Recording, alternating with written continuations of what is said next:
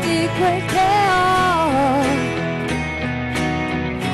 neanche un minimo brivido, ora no.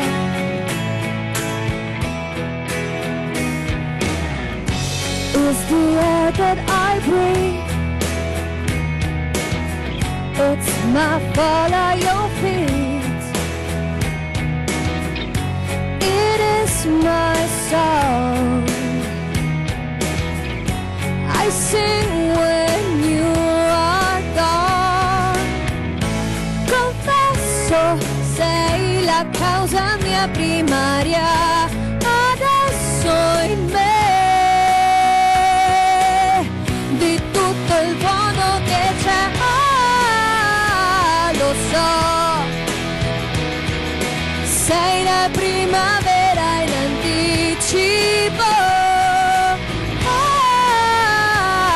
prova che dimostra quale effetto su di me, perché all my hopes and my fears, my hopes and fears in this moment are clear. You are the one, you are my moon, my star, my sun. Nei polmoni cambia l'aria, del resto sei tutto il buono che c'è, lo so.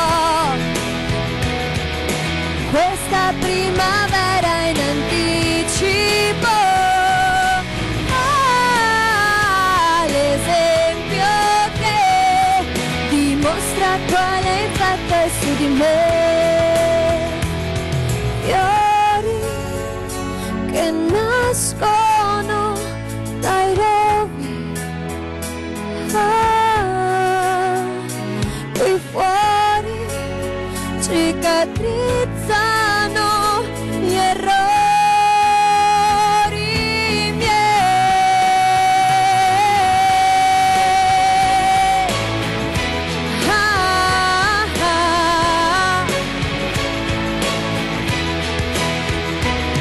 Sei tu senza alcun dubbio l'artefice di questa primavera che c'è in me, qui fuori.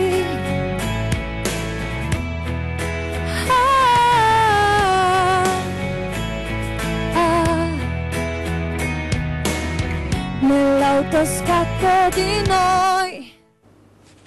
Un bellissimo applauso, brava! E dal vivo, guardate che cantano dal vivo, qui non c'è niente di truccato, tutti leali, puri, trasparenti, e grande questa voce, veramente è una voce bellissima, e bellissima anche la canzone. Prego, accomodi, perché adesso lei è anche la nostra ospite, però intanto è arrivata Roberta Trevisan da Camisano Vicentino. Grazie Roberta, anche tu di essere qui questa sera.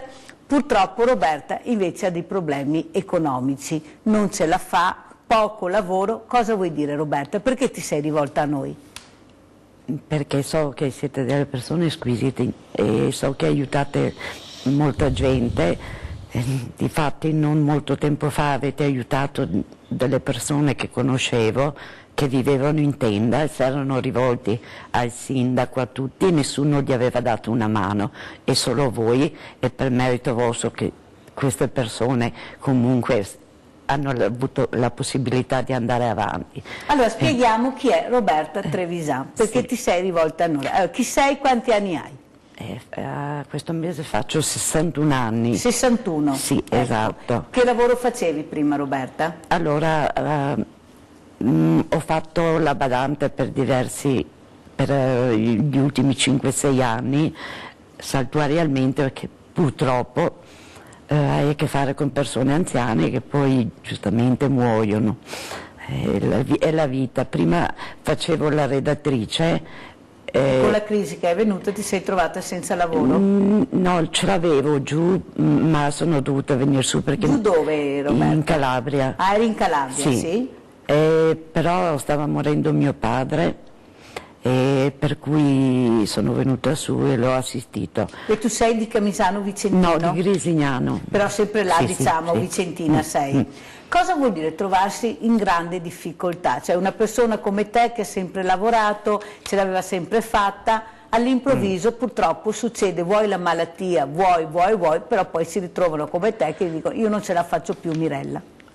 È brutto perché appunto perché ti sei sempre arrangiata, per cui lavoravi e vivevi dignitosamente.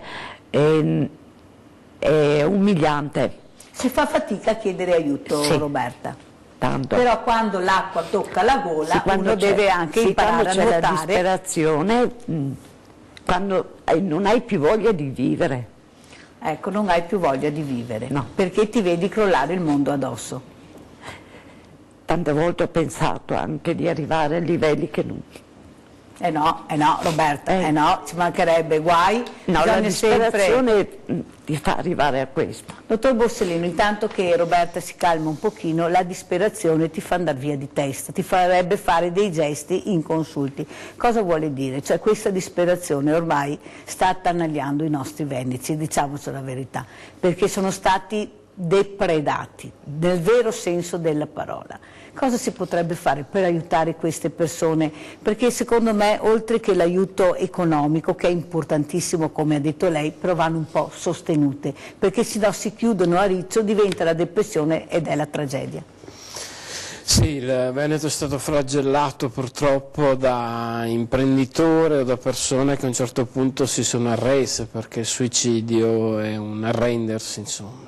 Il suicidio purtroppo a livello clinico, per quelli che fanno il nostro mestiere, lo vediamo su quelle persone che sentono il dramma e la disperazione sopra di loro, dentro di loro spesso, e fanno un qualcosa che poi innesca questi suicidi, che è quello del pensare all'oggi e moltiplicarlo per il resto della vita. A volte le situazioni, la sofferenza è così intollerabile, così profonda, che se l'individuo si pensa così per sempre, allora il suicidio diventa una liberazione dalla sofferenza e dal dolore. Don David, è più brutta l'indifferenza o la solitudine? Oppure tutte e due sono un mix che veramente se esplode diventa incredibilmente pazzesco? Ecco sì, credo sia questo il peggiore, cioè le due cose unite insieme, no? Che uno si sente solo, la solitudine nelle relazioni, negli affetti, e magari c'è certamente la sfera personale dell'individuo, la sua storia, la sua vicenda, la solitudine però anche magari sociale, che vuol dire per esempio ritrovarsi senza un lavoro, ritrovarsi senza magari ammalati, eccetera, e poi l'indifferenza, cioè di non avere, perché la persona sola però che ha per quanto poco, 1, 2, 3 relazioni significative, in qualche maniera trova un motivo di vita, trova un motivo anche di speranza nel pensare appunto non il futuro come è oggi, ma che potrebbe anche migliorare.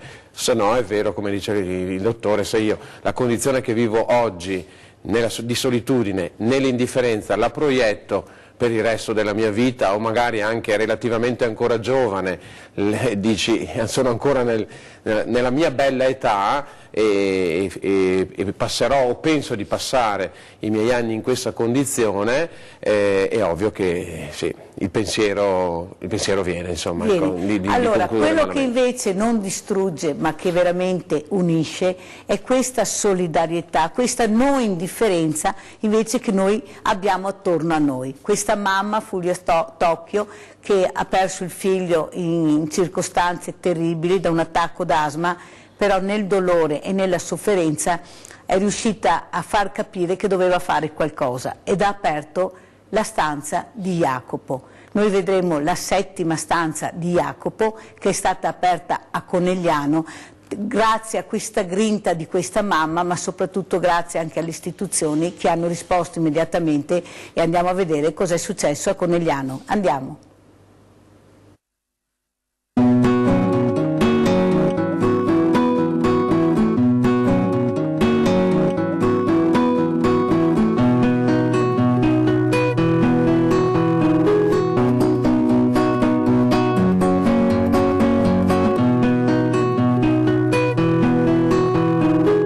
Cos'è la stanza di Jacopo? La stanza di Jacopo è un'associazione no profit, nata allo scopo di offrire sollievo alle persone che si trovano ad assistere un proprio caro in situazioni di emergenza, creando piccole oasi di accoglienza all'interno delle strutture ospedaliere. Con fondi propri e donazioni l'organizzazione fornisce agli ospedali e case di cura che ne fanno richiesta l'allestimento di un kit completo per arredare e rendere confortevole un locale interno. La stanza di Jacopo, anche di minime dimensioni, ma il più possibile vicino al malato. A chi è rivolta? A chi assiste una persona cara, ricoverata in una struttura ospedaliera che vive una situazione per definizione dolorosa e stressante. Quando poi, in atto l'emergenza, il pericolo di vita improvviso che coglie di sorpresa ogni aspetto della vita propria di chi assiste o semplicemente attende in ansia una notizia, passa spesso in secondo piano. Non servono esempi, basta fare mente locale e quanto dolore evitabile si aggiunge a quello inevitabile quando, impotenti dietro una porta chiusa che separa da una persona cara in pericolo, affamati di notizie, non si può nemmeno contare nel conforto di una sedia, di un angolo, di riservatezza, della possibilità di riprendere le forze o sfogare il proprio dolore in un ambiente che non appaia indifferente o ostile. Siamo col presidente dell'associazione La Stanza di Jacopo, ma oltre il presidente lui era il papà, è il papà della fidanzata di Jacopo. Lei ha spiegato molto bene, su pochi attimi succede il finimondo. Bisogna reagire, ma soprattutto credere in qualcosa che può aiutare gli altri. Cosa vuole dire soprattutto alla signora Tocchio? Perché ha avuto una forza e una grinta che anche assieme a lei poi ha avuto la forza di portare avanti questo obiettivo importantissimo che sono queste stanze all'interno degli ospedali. Cosa vuole aggiungere? Io innanzitutto ho un dovere che mi corre, quello di ringraziare questa comunità, perché l'accoglienza che ci è stata fatta è meravigliosa. Grazie per aver capito così bene, ma si vede che è proprio nel DNA delle persone, di capire così bene cosa intendevamo. Noi siamo stati colpiti da una cosa bruttissima e poi oltretutto improvvisa, il giorno di Natale. Jacopo era a Londra e arriva questa notizia, sta male. Prendi l'aereo, corri, arriviamo sul posto, io come unico possibile accompagnatore di Fausta, tutta la famiglia in apprensione, ed è successo quello che è successo. E quello che abbiamo trovato laggiù, c'è stata una grande lezione di umanità, è stato quasi umiliante scoprire che qualche donato faceva queste cose e noi non le avevamo forse mai viste da noi. E cosa abbiamo pensato? Vogliamo ricordare Jacopo? Come ricordarlo nel migliore dei modi, se non renderci utili nei confronti di coloro che si troveranno ancora nelle nostre situazioni, perché succederà, purtroppo questa è una cosa che succede quotidianamente. In questo momento c'è qualcheduno che si trova nelle situazioni in cui siamo trovati noi quasi 10 anni fa. E Jacopo ci avrebbe pensato, perché era un ragazzone pieno tutto cuore. Adesso il suo cuore batte all'interno del cuore di un'altra persona. E anche questo è importante, perché quando ci è stato detto che poteva succedere questa cosa, eravamo preparati, ed eravamo preparati anche un pochino meglio, perché eravamo nelle condizioni di poter ascoltare, perché avevamo capito che c'era stata attenzione nei nostri confronti e nei confronti di Jacopo, rispetto.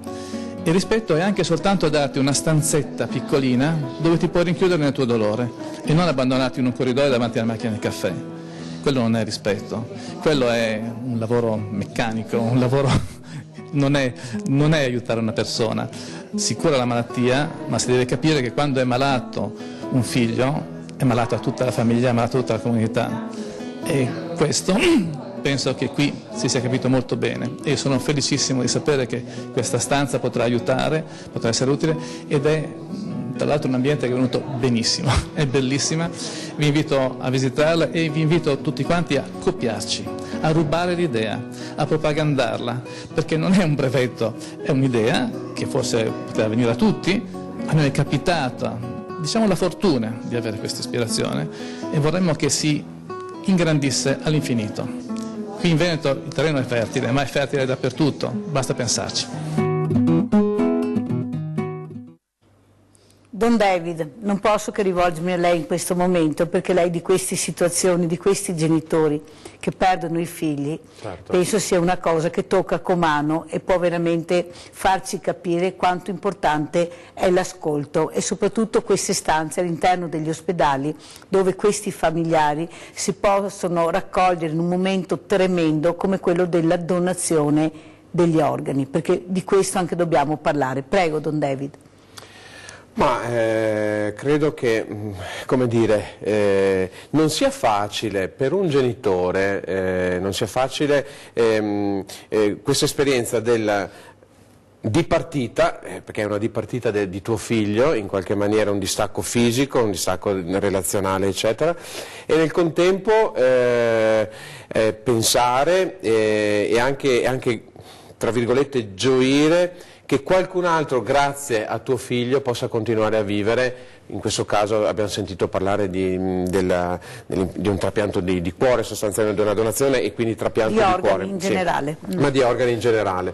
E, beh, che dire, sì, ci vuole, come dire, perché entrare e pensare, accostarci al dolore di due genitori che perdono un figlio in questo momento così, probabilmente sì, qui erano anche preparati, immagino, e avevano anche già deciso di poter fare anche questa donazione, però non è facile, hanno bisogno di una struttura come la stanza di Jacopo, davvero secondo me può divulgare una sensibilità e aiutare, perché poi poter aiutare la vita di un altro ragazzo, di un altro giovane o anche di un altro adulto, adesso non so, a seconda chiaramente della donazione e del destinatario della donazione, davvero può in qualche maniera diventare anche un po' terapeutico, nel senso di dare un senso comunque alla vita, no? Tante volte lo diciamo, anche se la tua vita è breve, però la qualità, l'intensità con cui l'hai vissuta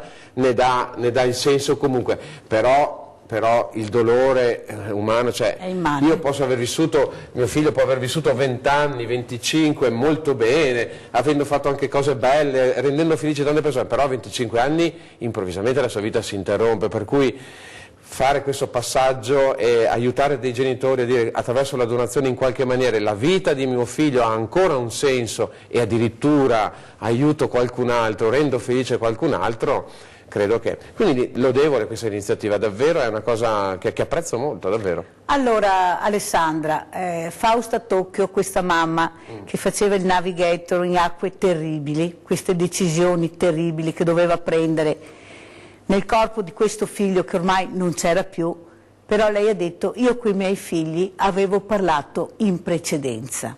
La donazione, essere donatori di organi, nella mia famiglia avevamo già iniziato a parlarne, cose che qualcuno non vuole sentire, invece bisogna avere il coraggio di parlarne.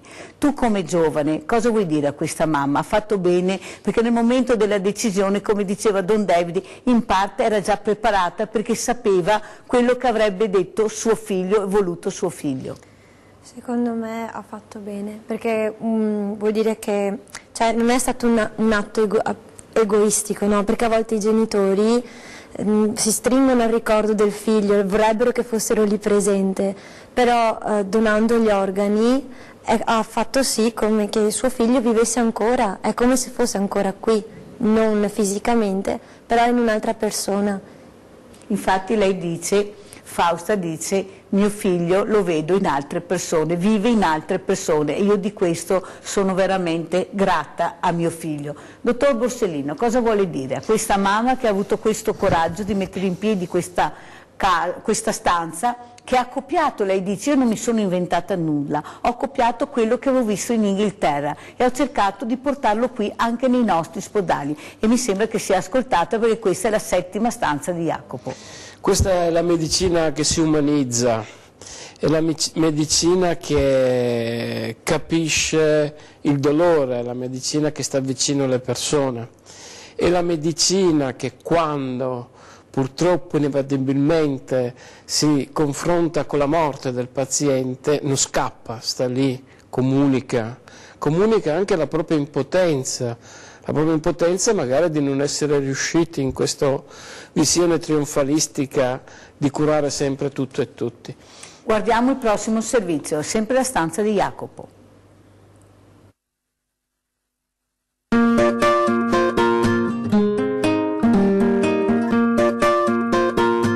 Siamo col primario di rianimazione e anestesia. Cosa vuole dire per lei, primario? Cos'è questa stanza? Cosa vuol dire questa stanza all'interno di questa struttura ospedaliera? Allora, devo esprimere la nostra gratitudine di tutti i medici, di tutti i miei colleghi, di tutti gli infermieri per questo regalo che ci ha fatto questa associazione e in particolar modo alla mamma di Jacopo, perché tutti noi sappiamo che lavoriamo in ambienti di terapia intensiva, sappiamo benissimo quanto sia difficile dare risposte informazioni corrette e in maniera umana in certe situazioni molto critiche. E un ambiente adeguato che non sia il solito studio medico, asettico, freddo, pieno di carte, un ambiente umano, un ambiente adeguato ci aiuterà sicuramente nel nostro lavoro. Dottor Vernier, c'è molta fatica a recuperare organi. Io sto aiutando una donna, una mamma, che non riesce ad avere un fegato nuovo. Il primo trapianto è andato male, non si riesce a trovare. Che appello vorrebbe fare, dottor Vernier, per cercare di far capire quanto importante è la donazione d'organi? La donazione d'organi può salvare molte vite. Una cosa tragica come la morte di una persona può restituire una vita dignitosa a molte persone e questa è una cosa che va compresa nella sua importanza. Questa mattina è presente anche un consigliere regionale, perché la regione doveva esserci questa mattina. Siamo con... Noi con Giampiero Possamai, consigliere della Regione Veneto, ma è fondamentale che la Regione debba esserci in queste occasioni, innanzitutto sempre comunque per essere vicini ai nostri operatori del sistema sociosanitario e anche per lodarli delle umanizzazioni con cui affrontano i problemi sanitari delle nostre persone e dei cittadini veneti. Dopo di questa mattina è stata un'occasione per prendere ancora più coscienza della capacità di altruismo che alcune persone hanno, perché c'è stata una mamma che ha avuto purtroppo un lutto in famiglia e comprendendo le necessità delle persone che hanno difficoltà ha dato la sua disponibilità sua e dell'associazione della famiglia per dare questa bellissima stanza di sollievo alle persone che accedono all'ospedale. Siamo con il direttore generale Francesco Benazzi. Tanto grazie direttore per la sensibilità, perché per fare queste cose tutto, ma soprattutto la sensibilità verso questa mamma che con questa grinta è riuscita nel dolore a creare qualcosa di veramente importante. Parlavamo prima della donazione d'organi, quanto è importante prendere una decisione ed avere un posto dove tu decidi di questa vita che non c'è più ma che può rifiorire in un'altra persona. Intanto io devo ringraziare la Mirella Tozzato perché mi ha presentato la signora e da là è iniziato un percorso. E la donazione d'organi, la stanza di Jacopo è un ragazzo giovane di 21 anni e la famiglia ha fatto una grande scelta che è quella poi, dopo ovviamente che è mancato, di donare gli organi, quindi la stanza ha un doppio significato: aiutare le famiglie ad avere un luogo accogliente e aiutare anche le famiglie a pensare che si può fare un dono ancora più grande che quello degli organi dei propri familiari per poi dare vita ad altre persone. Questa è la 7ª stanza di Jacopo, io le ho contate. L'8ª dove sarà, direttore? L'8ª e la 9ª saranno a Treviso e Montebelluna, quindi continuiamo in questa esperienza straordinaria. E noi non possiamo che dirle grazie, grazie veramente, anche a lei, perché da lei è partita questa grande cosa che è la stanza di Jacopo. Grazie a voi per la risonanza che date, perché è importante comunicare e dire queste cose, perché la gente deve capire che c'è anche una medicina che sta vicino alla persona e grazie alla stanza di Jacopo noi riusciamo veramente a fare una medicina vicino alle persone.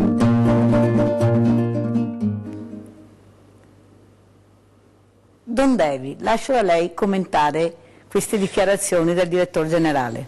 No, mi trova perfettamente d'accordo. Stavo pensando proprio al fatto dell'altra vita che continua, di una persona che può continuare grazie alla donazione di, penso, se io avessi un figlio, ecco. E mi chiedevo, andrei a conoscere, o vorrei conoscere, la persona che ha ricevuto il fegato di mio figlio, il cuore di mio figlio, il rene di mio figlio?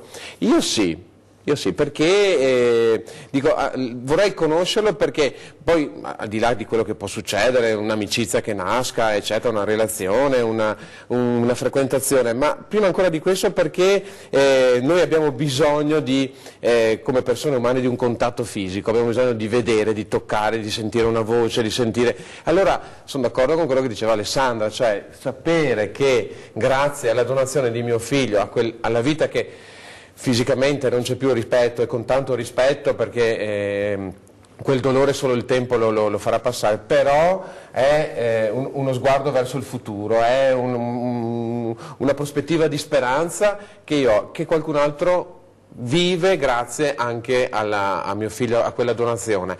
E quindi io pensavo, sì, se avessi un figlio e mi dovesse capitare questo, sicuramente vorrei sapere a chi va questo, ma non per l'orgoglio, lasciamo stare il vanto, ma proprio perché ho bisogno di vedere un volto che in qualche maniera a me, per un'esperienza così forte, ricorderà sempre mio figlio, e una vita non sprecata. Questa domanda è stata posta alla Presidente dell'AIDO provinciale, la quale però ha detto che c'è un'etica, che c'è una privacy, perché gli organi non hanno colore. Sì, sì.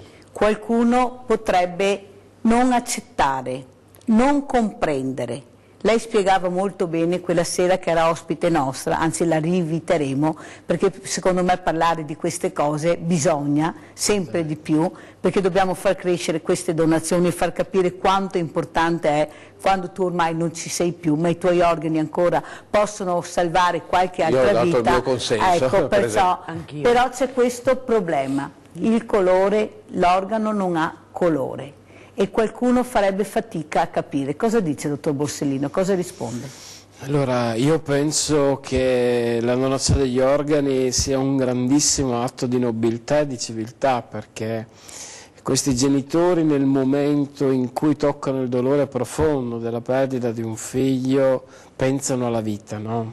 Quindi la trovo una cosa meravigliosa, perché quando tu sulla tua vita, sulla tua pelle senti come ti brucia quel dolore della perdita del tuo figlio, capisci quanto è importante se puoi dare vita o contribuire alla vita di qualcun altro. Quindi lo trovo, come dire, uno dei gesti più nobili che possa fare un essere umano. Sul fatto della privacy, cioè nel senso, anch'io penso che su un piano ideale anche a me piacerebbe che oltre alla donazione poi nascesse una relazione, no? Perché sarebbe bello, insomma, pensare che la persona che non c'è più ha contribuito alla vita di qualcun altro. Però giustamente ci sono sensibilità diverse e quando si legifera su queste cose o si stabiliscono delle regole, bisogna, come dire, cercare di rispettare un po' tutti.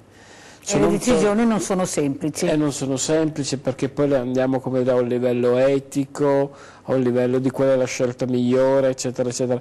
Però, ciononostante, quello che diceva lei mi trova d'accordo, sarebbe bello se si riuscisse, come dire, a capire cos'è germogliato da quello che non c'è più. Insomma. E allora guardiamo il prossimo servizio.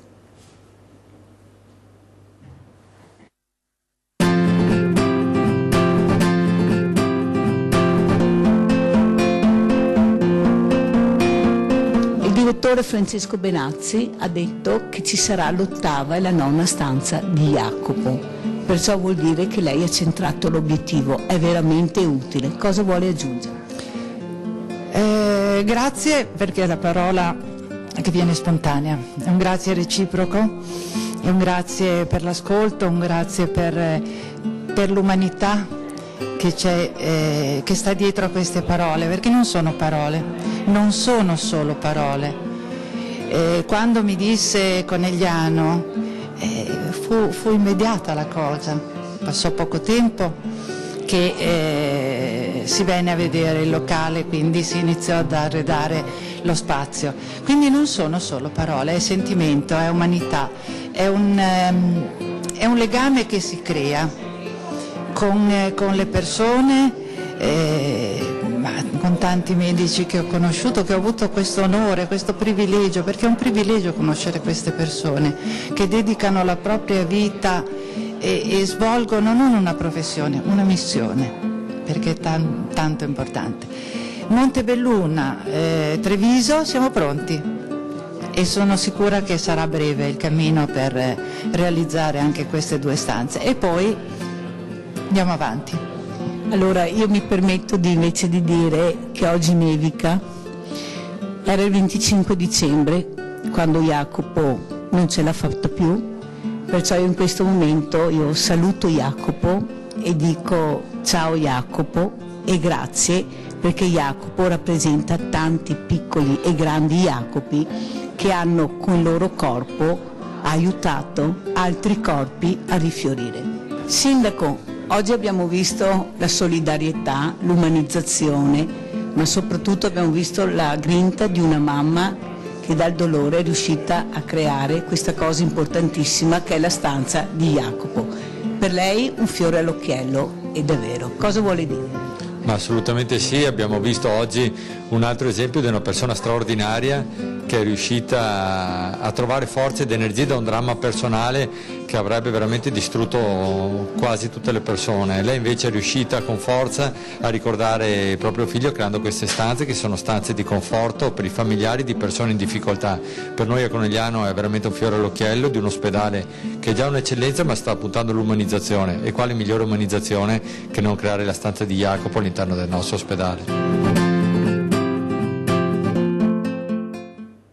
Roberta, vedevo che ti commuovevi di fronte a queste immagini, a questa donna, a questa mamma, che nonostante questa perdita per lei immane, un dolore che non passerà mai, è riuscita a superarlo e far qualcosa di buono per altre persone. Tu vedendola, cosa ti senti di dire? Cioè tu sei disperata, hai dei problemi, ma pensa che problemi ci sono. Io penso che la perdita di un figlio non si possa neanche descrivere, ecco, non passa mai, è una vita che continua ma non è più la stessa vita. Lo so, mi sento piccola così. Vedi quanti problemi ci sono, io ti dico questo proprio per farti capire che tutto sommato con la tua situazione si può stare ancora bene, perché se adesso noi andiamo a vedere e cambiamo ancora un'altra volta pagina, ma sempre di tremende solitudini parliamo di Victor. Mi chiamo Victor. Mi sono lasciato cadere davanti ad un treno in corsa. Volevo chiudere così la mia esistenza e come risultato oggi sono senza gambe, su una sedia a rotelle e sono qui a raccontarvelo. Ma non è stato facile decidere di farlo. Ci ho messo 10 anni. Perché? Perché mi vergognavo. Quando mi chiedevano come mai io fossi su una sedia a rotelle, raccontavo che avevo fatto un incidente in moto. Guardiamo il servizio. Ciao grande famiglia di Rete Veneta, siamo all'interno della sala convegni dell'ospedale Canfoncello, perché questa mattina c'è il progetto Riemergere, che noi ne avevamo parlato lunedì sera con la dottoressa Gaia Paiar, che è qui vicino a me. Allora, cosa succederà questa mattina e quale sarà l'ospite d'onore? Questa mattina siamo qui per il progetto Riemergere si può, parliamone, che è il nome della nostra associazione, e abbiamo come ospite d'onore Victor Stout, che è uno scrittore e oratore conosciuto a livello europeo e mondiale e che porta la sua testimonianza di persona, ragazzo che ha tentato suicidio, che adesso appunto gira il mondo per portare quella che è la sua forza, il suo coraggio e la sua storia, perché possa essere utile a altre persone che stanno male, quindi portarle a chiedere aiuto, a parlarne, e perché appunto altri possano riconoscersi in quello che lui racconta e possano passare, come lui dice, una metafora che a me piace molto, quella del passare dal bianco e nero ai colori, e quindi non aspettando sempre il giorno dopo che non arriva mai per passare i colori, ma per passare davvero a cominciare a vedere le sfumature. Allora Victor, ciao. Ciao, buongiorno. Ti vedo bello tosto, ho sentito le tue parole che sicuramente danno coraggio e forza. Racconta un po' a quelli che non hanno capito, non ti conoscono, cosa è successo nella tua vita. Quanti anni hai, Victor? Allora, questa è sempre una bella domanda da cominciare un discorso. Quanti anni hai? Io ho 49 anni, ancora un mese, 2 mesi, ancora 2 mesi. Adesso sto bene, ma non è stato sempre così.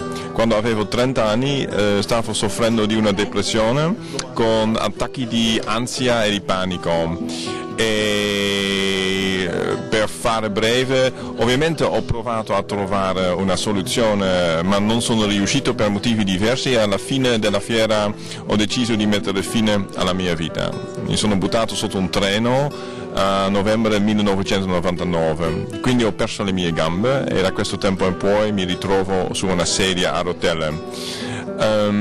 Facciamo flash forward, dopo 10 anni, 2010-2012, ho scritto la mia storia, perché io volevo dare la possibilità alle persone che oggi hanno problemi simili ma stanno facendo fatica a trovare aiuto, almeno dare la mia esperienza, da dire: ascolta, io non ti conosco ma io ti capisco, io sono riuscito, forse avresti anche tu la possibilità di riuscire, devi cominciare a parlare. Se comincio io a parlare raccontando la mia storia, spero di dare la possibilità agli altri di raccontare dei loro problemi, perché solamente con parlare puoi cominciare la strada per trovare una soluzione.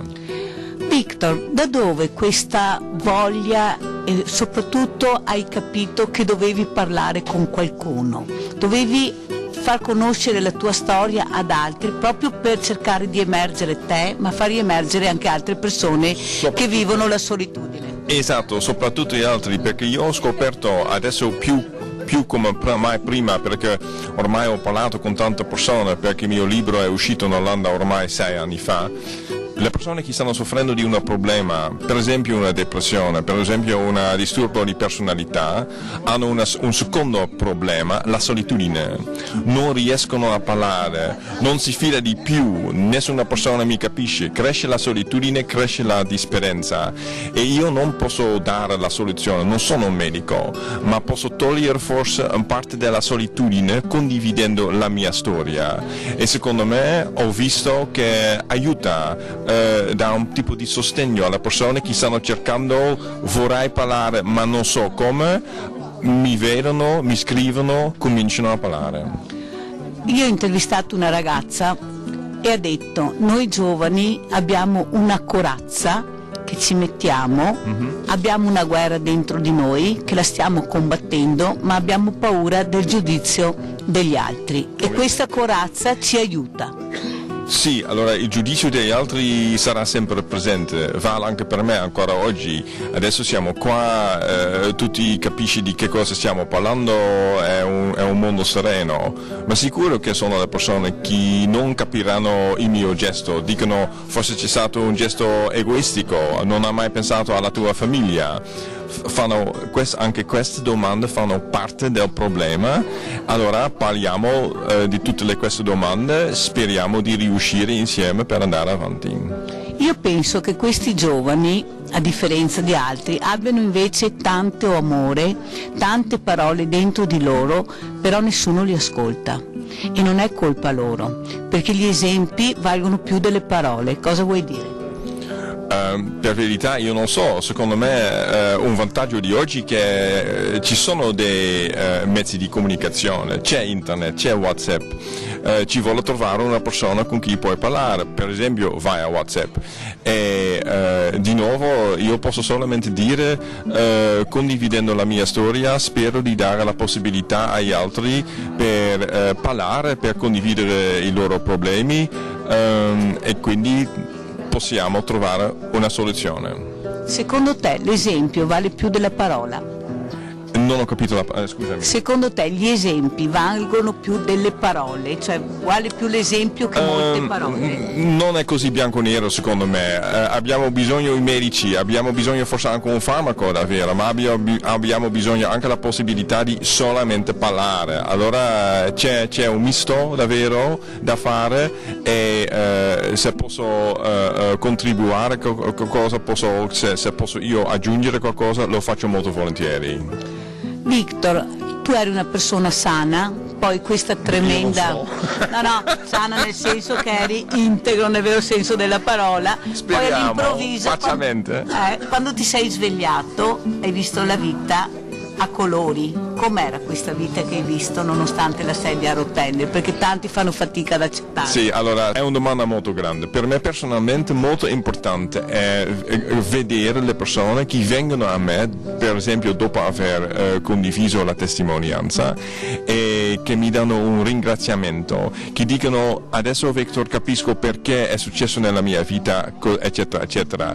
E succede ogni volta, perché ho già pensato, ma perché sto continuando a condividere la mia testimonianza? È abbastanza difficile perché è una storia molto personale, intima fino a un certo livello, ma di nuovo la riconoscenza ha un grande valore e alla fine sono una persona molto ricca in questo senso. E hai trovato i colori? Allora. Assolutamente sì. Allora noi ti ringraziamo, buon ritorno e spero di rivederti e ci racconterai anche il futuro di Victor con i suoi colori. Grazie. Ci vediamo di nuovo qua a Treviso. Grazie anche a lei. Grazie.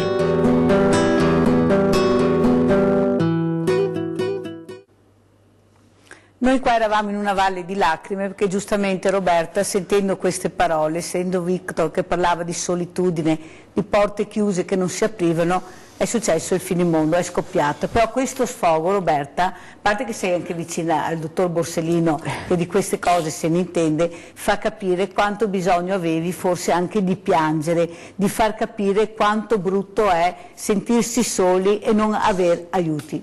Lasciamo che Roberta si calmi un pochino. Dottor Borsellino, sentendo anche questa rinascita di Victor che prima vedeva il mondo grigio e poi è riuscito a vedere i colori nonostante purtroppo sia finito su una sedia a rotelle, perché questo lasciarsi cadere davanti al treno non l'ha ucciso ma le gambe se le ha portate via questo treno. Cosa vuole dire? Sono parole molto toccanti.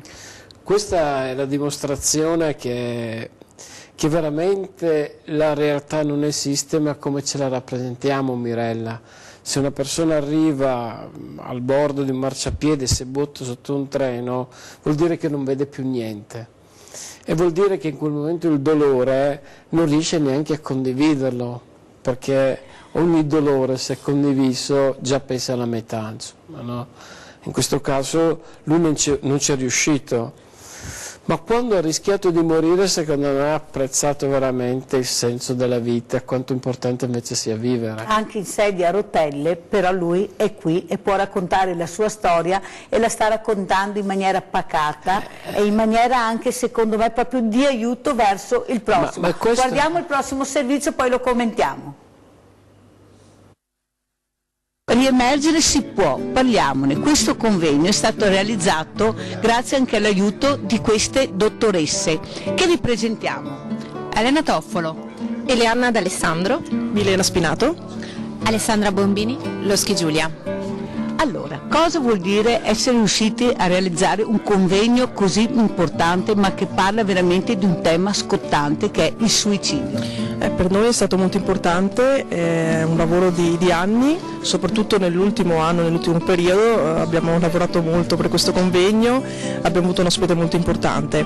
È da anni che siamo nel territorio, da anni che cerchiamo di entrare nelle scuole soprattutto e diciamo sfatare il tabù del suicidio, perché quello che io dico sempre è che potenzialmente tutti noi possiamo suicidarci, la differenza la fa l'alternativa e la società. Ognuno deve fare la propria parte e questo noi è un messaggio che stiamo cercando di portare, di parlarne e di chiedere aiuto e anche di far parte di questo aiuto. Abbiamo sentito un numero incredibile di suicidi, specialmente giovanissimi. Cosa ci vuole dire, dottoressa? Ma i suicidi effettivamente sono sempre in aumento, soprattutto nei giovani, ed è una difficoltà di cui tutti dobbiamo prendere atto, un atto anche di responsabilità sociale, capire che cosa dobbiamo fare, capire in che modo dobbiamo agire. La nostra associazione porta il nome proprio di Parliamone ed è il motore in fondo che muove tutto.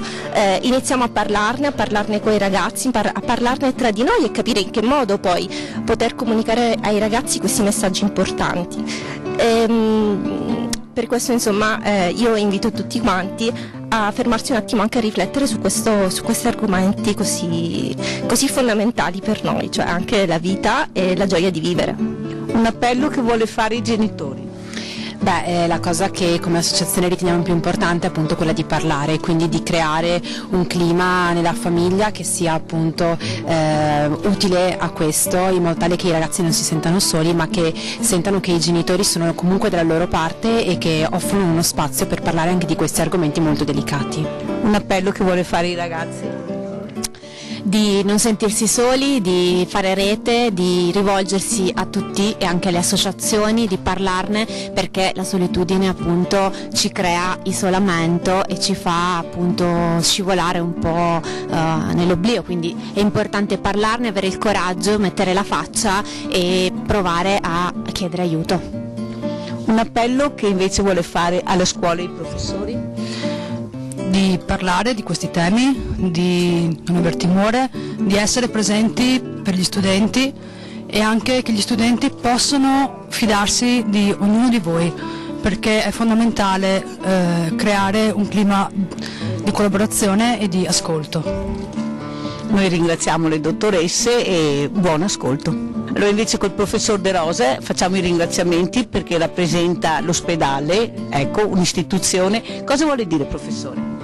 È stato un incontro molto costruttivo, e bisogna sempre fare leva sulla comunicazione. Questi giovani dell'associazione Parliamone sono stati molto attenti e molto puntuali nelle loro offerte, nelle loro richieste, e speriamo di aprire quanto prima un punto d'ascolto presso la ULSS 2 Marche Trevigiana, che è la più grande ULSS del Veneto. Lei ha dato appuntamento fra un anno, ritroviamoci e vedremo cosa sarà successo. È ottimista o pessimista, professore? Io sono ottimista da un lato, perché bisogna mai demordere, e pessimista se non si prende una,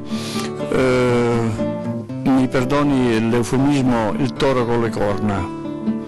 Bisogna lavorare sui giovani. I genitori bisogna che lavorino tanto sui propri figli a far rinunciare alle cose inutili, che può essere il cellulare, il tablet, la PlayStation, ci sono ben altre cose. Oggi i ragazzi non sanno più fare né le capriole e neanche arrampicarsi su un albero.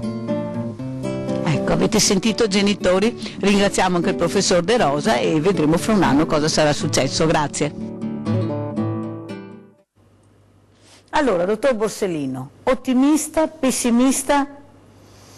Uno dei motivi per cui i ragazzi, soprattutto in provincia di Treviso, percentualmente si suicidano di più ha molto a che fare con l'idea di futuro.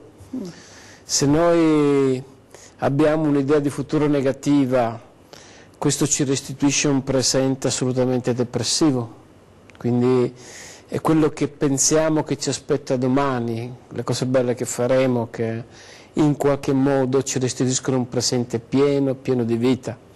Prima stavo dicendo che Victor, quando si è buttato sotto il treno, si potrebbe pensare che adesso ho qualcosa in meno, che sono 2 gambe in meno, insomma. Però a vederlo mi sembrava avere qualcosa in più, cioè, nel senso una voglia di vivere, una forza. Una pacatezza anche. Quella forza determinata, no? Che non è rabbia, non è aggressività, ma proprio una forza potente di chi ha veramente capito che la sua esperienza, per esempio, che è fondamentale, se gli esseri umani imparassero ad mutuo aiutarsi, cioè la mia esperienza triste che può diventare testimonianza per qualcun altro, insomma, no? Cosa dice Don David? Stiamo avvicinandoci alla chiusura, poi vedremo il Banco Solidale. Certo. Cosa aggiunge a quello che ha già detto Borsellino? A me ha fatto venire in mente una cosa: io sono uscito dal mondo della scuola come studente, seduto sui banchi ancora ormai da 20 anni, però, o poco meno, insomma, ma io ho un ricordo bellissimo. E questo titolo che l'associazione, questo nome che l'associazione si è data è azzeccato, parliamone. Io ho un ricordo della mia insegnante alla scuola superiore, quindi fase dell'adolescenza, della mia insegnante di lettere, quindi copriva con noi tante ore, perché tra il latino, italiano, storia, eccetera.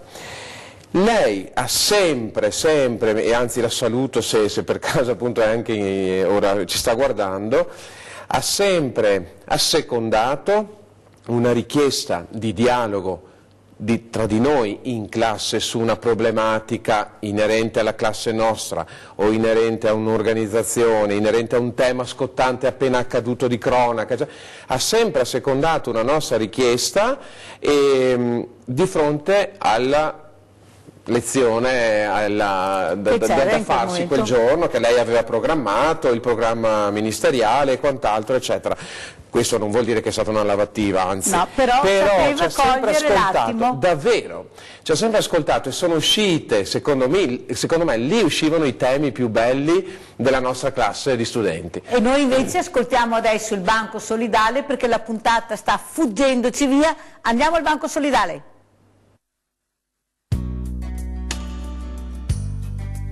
Allora, oggi è arrivato bevanda soia, anche vino rosé, pelati, creme caramel, marmellata, olio, pane affini, biscotti, carne rana duetto, pasta secca, pasta, cameo, panettone, pasta, latte, fagioli, zucchero. È arrivato anche il tonno, 1440 pezzi di tonno, 15 colli.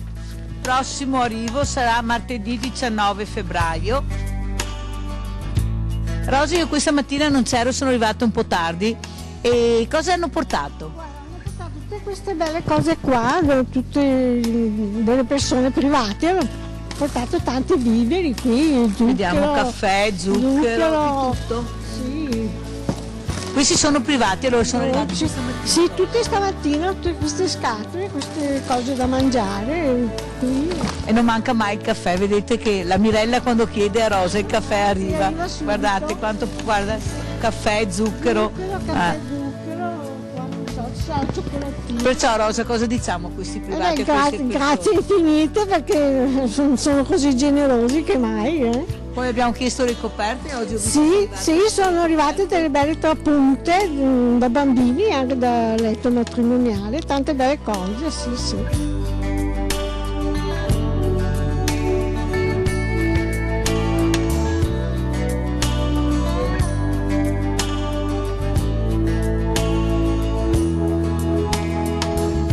Sono punti di reame di abete, quell'abete che è venuto giù come un fuscello ad Amos, la notte del 29 ottobre 2018. Si presta per un addobbo natalizio, in modo discreto, ma con la sua storia importante di abete secolare. Ecco, questo è l'abete che la Coldiretti ci ha regalato in quella triste occasione che è stato il nostro Natale, di questi abeti che sono stati distrutti da questo vento terribile che ha sconvolto le nostre meravigliose montagne. E guardate com'è ancora bellissimo, non perde un ago. Pensate che alberi forti, che abeti forti erano. Ed è una stretta al cuore vedere questi alberi così, che stanno resistendo su tutto, contro tutto. La natura è una cosa veramente grande, dovremmo rispettarla molto di più.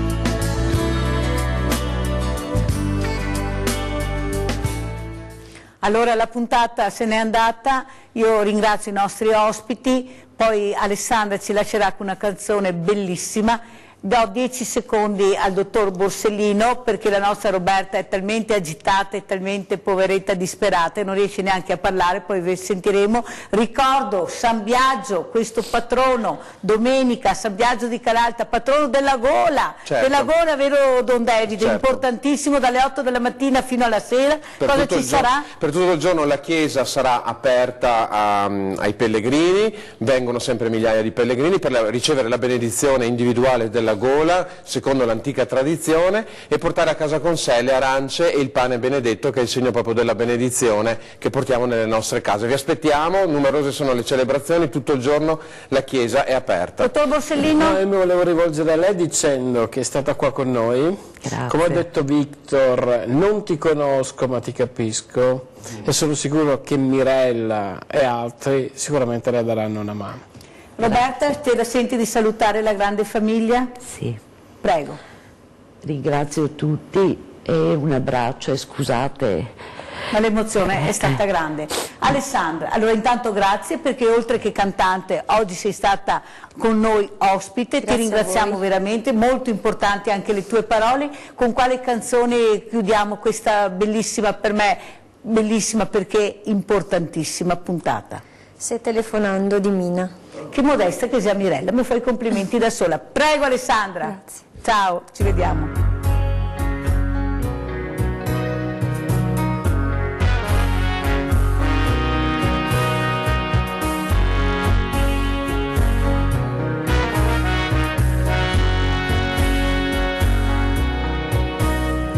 Lo stupore della notte spalancata sul mare ci sorprese che eravamo sconosciuti io e te.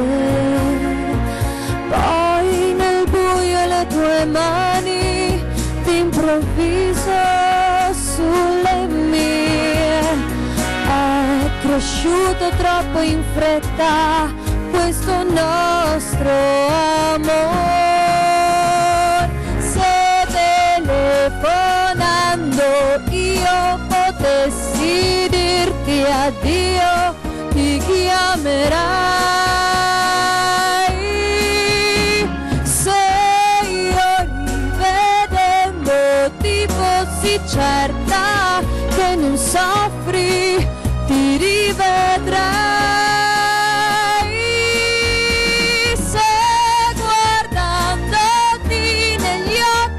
Sapessi dirti basta, ti guarderei,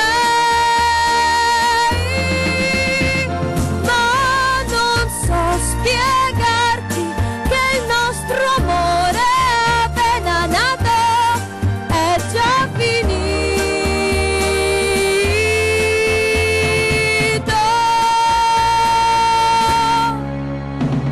Se telefonando io potessi dirti addio, ti chiamerai.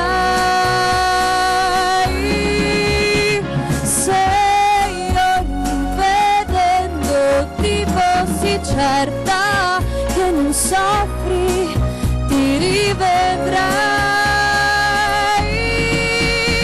Se guardandoti negli occhi sapessi dirti basta, ti guarderei,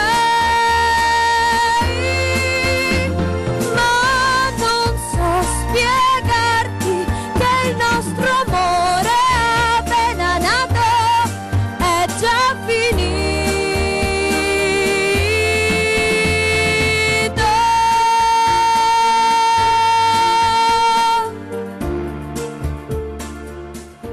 Telefonando domani mattina, Sveglia Veneti, mi raccomando, telefonate, non cambiate canale, sempre con noi. Saluti i nostri ospiti e bravissima Alessandra, hai fatto cantare perfino Don David e io sono stata dietro. Ciao, a domani mattina, ciao.